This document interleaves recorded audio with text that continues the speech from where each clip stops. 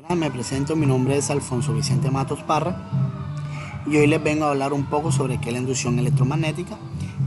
Tenemos por definición que la inducción electromagnética es el fenómeno que origina la producción de una fuerza electromotriz en un medio o cuerpo expuesto a un campo magnético variable, bien en un medio móvil con respecto a un campo magnético estático no uniforme o la variación de las líneas de campo que atraviesan dicha superficie mediante un giro. También tenemos que es cuando la energía de un campo electromagnético es transferida a un cuerpo expuesto dentro de su mismo radio. Es así que cuando dicho cuerpo es un conductor y es parte de un circuito cerrado, se produce una corriente inducida en este caso. También tenemos que este fenómeno se le debe al científico Michael Faraday, que en 1831 lo expresó indicando que la magnitud de la tensión inducida es proporcional a la variación del flujo magnético, también conocida como la famosa ley de Faraday. Por otra parte, tenemos al físico Heinrich Lenz, quien comprobó que la corriente, debido a la fuerza electromagnética inducida, se opone al cambio de flujo magnético. De otra forma, tal que la corriente tiende a mantener el flujo. Esto es válido tanto para el caso en que la intensidad del flujo varíe o que el cuerpo conductor se mueva con respecto del flujo de la corriente. Como podremos ver aquí en la imagen, si acercamos un aro de cobre al polo norte del imán, vemos que lo que hace es debilitar el campo magnético principal, y si el mismo aro de cobre lo que hacemos es alejarlo del polo norte del imán, lo que tenemos es que refuerza el campo magnético principal. Muchas gracias. Buenas, mi nombre es Cristian Mendoza y voy a hablarles acerca del motor de corriente alterna y un poco de su historia. En 1824, el físico francés Francois Arago formuló la existencia de campos magnéticos rotatorios y en 1879 el estadounidense Walter Bailey fue quien logró el primer motor de inducción primitivo. Pero en 1885 el primer motor por inducción sin un conmutador de corriente alterna fue inventado por el italiano Galileo Ferrari. Pero en 1887 quien concebió el posible proceso industrial fue el serbio Nikola Tesla y en 1888 obtuvo una patente. Hablemos un poco también del funcionamiento.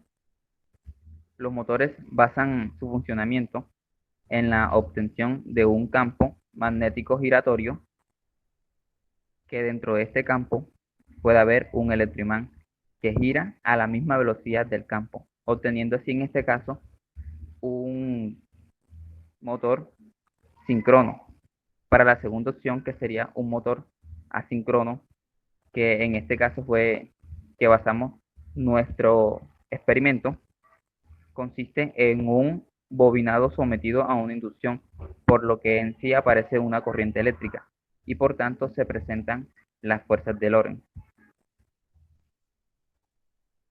El giro será más lento en comparación con el motor síncrono, pues dado por el campo giratorio, razón por la cual se denomina así un motor asíncrono o de inducción.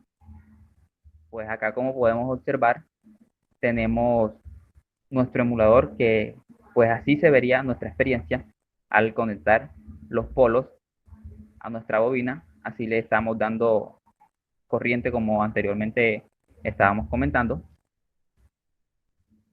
Acá se vería un gráfico de lo que pasa en este caso. Sería esta, que su función es senoidal.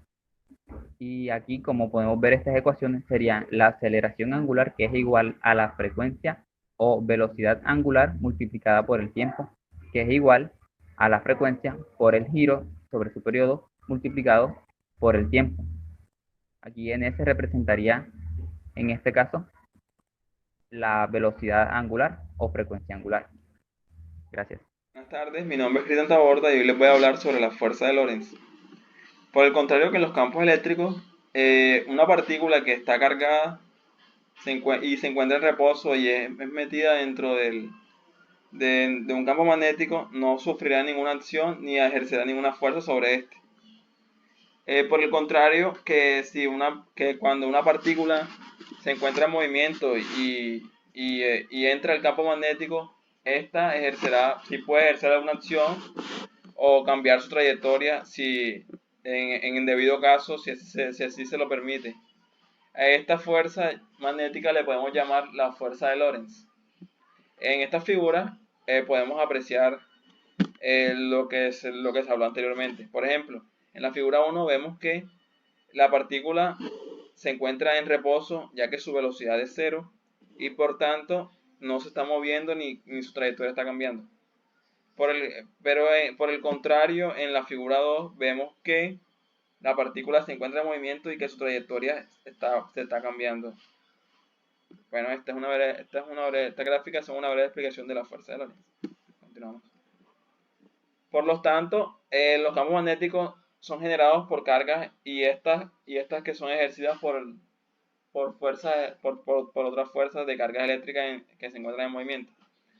La ley de Lorentz establece también que una partícula Q que circula en una velocidad v por un punto en el que existe una intensidad del campo magnético sufrirá una acción de una fuerza F denominada fuerza de Lorentz, cuyo valor es proporcional a Q y V al valor de Q, en donde B y B se obtienen por medio de la siguiente expresión. Esta es la ecuación de la fuerza de Lorentz, que es igual a fuerza por la carga, por la velocidad, por la intensidad del campo magnético. Aquí les muestro lo que les estaba explicando. Aquí vemos que el dedo índice y el dedo del medio están en la misma dirección que la fuerza de la velocidad que la velocidad y la fuerza. Y el dedo del medio está en el sentido de la intensidad del campo magnético. Y vemos que el dedo pulgar y el dedo índice se encuentran opuestos cuando en la figura 2 se encuentran opuestos a la fuerza y a la velocidad. Esto significa que la fuerza de aquí significa que aquí es negativo. Bueno, sigamos.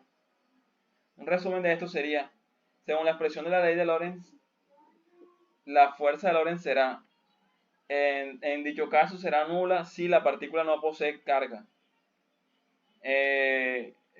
Y si la fuerza es igual a cero. Si la partícula está en reposo, la velocidad será cero y la fuerza también será cero. Si la velocidad de la partícula es paralela al campo, la fuerza sería igual a la carga por la velocidad por el campo magnético por seno por seno de cero.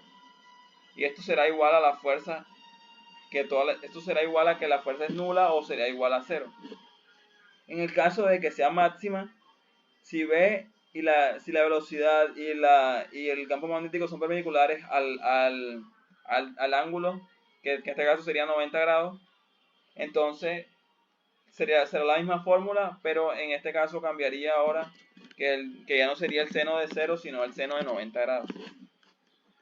Y esto sería igual a la carga por la velocidad por el campo magnético.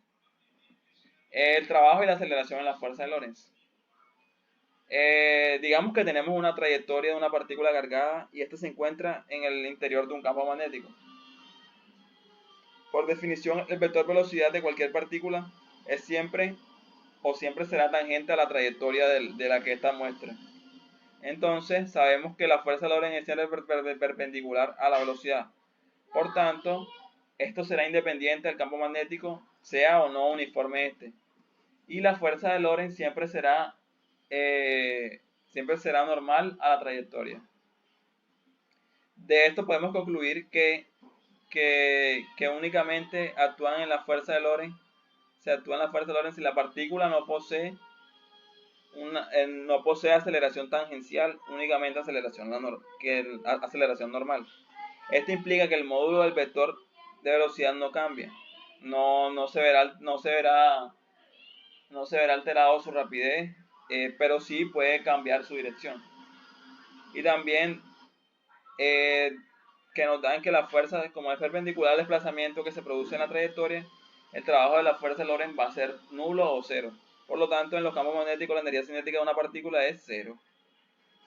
Muchas gracias por su atención. Buenas tardes, mi nombre es Bleidis Narváez. Yo voy a profundizar un poco más en lo que es el funcionamiento, cómo trabajan los imanes eléctricos, para lo cual voy a proceder a explicar un poco las partes que lo componen, como son el conmutador, la batería, escobillas y el imán.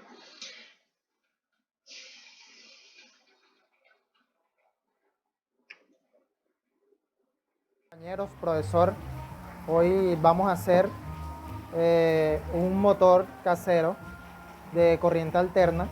Los materiales que utilizaremos para este motor serán una batería tipo D de 1.5 voltios, un cable de cobre esmaltado de calibre 21. Pues vamos a utilizar un imán de tipo dipolo, o también podemos utilizar un imán de neodimio que lo puedes hallar en un disco duro viejo que tengas en tu casa o otra cosa. Empezaremos haciendo un tipo de embobinado, lo podemos hacer con la batería. Vamos a hacerle aproximadamente 4 vueltas.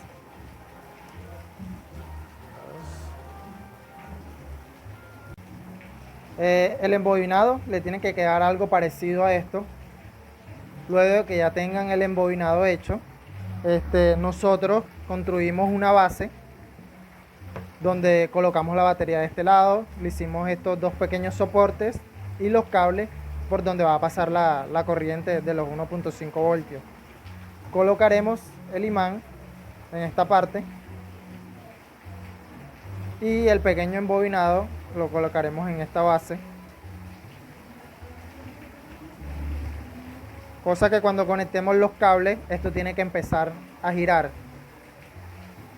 Bueno, una vez ya hecho todo el montaje, uniremos los cables a la parte positiva y negativa de la batería y veremos qué es lo que pasa.